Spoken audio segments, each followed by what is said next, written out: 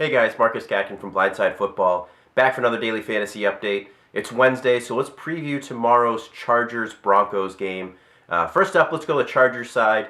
Phillip Rivers, dude's been a stud. 2 or more touchdowns in every game this year, except for Week 1.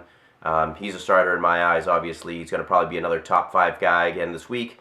Not worried about the Broncos defense. He's going to have to pass a lot to keep up with them, so Phillip Rivers, like I said, I think another top 5 quarterback this week. Brandon Oliver, like I said, this game is probably going to get out of hand relatively quickly, so luckily enough, Brandon Oliver is involved in the passing game a lot. 4 receptions in 3 of the 4 games he's played as the starter, so don't worry too much about Brandon Oliver. He'll get work either way. He's still a strong running back too again this week. Now, the receivers for the Chargers, kind of a mixed bag here, but Keenan Allen, just 1 game this season, over 60 receiving yards. I'm just really down on Keenan Allen, and I don't think he should be in any starting lineup unless you're in really deep leagues, 16-team leagues. Just stay away from this guy.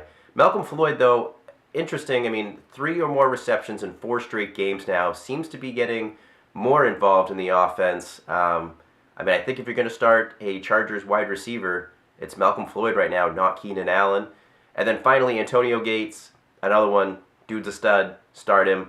Right now, he's your number 3, I think, fantasy tight end. 4 touchdowns in the last 3 games. He's been on fire. Just keep riding him until he finally breaks down.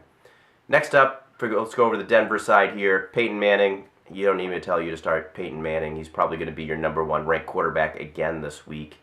Start Peyton Manning. Demaryius Thomas again. Dude's a stud. Last 3 games, 26 receptions, 521 receiving yards, and 5 touchdowns. Just amazing numbers. We're going to see it again this week. Probably over 100 yards and a touchdown again for DT.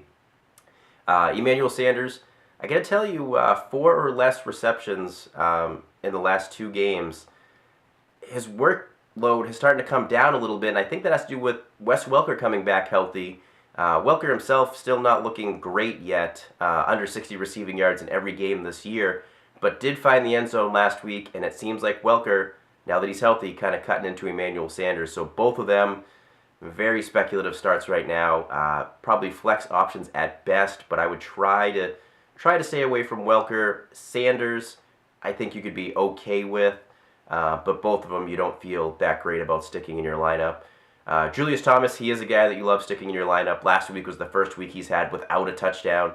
He is your number 1 fantasy tight end and is amazing. 9 touchdowns on the year. Little touchdown dependent, but hey, he's been getting them, so who can complain? And then finally, Ronnie Hillman. He's getting all the work. Monte Ball still not practicing. Sounds like he's still going to be out another couple of weeks, so keep riding Ronnie Hillman while he's hot, guys. Don't forget to subscribe below for my daily fantasy updates, and follow me on Twitter @Marcus Catkin.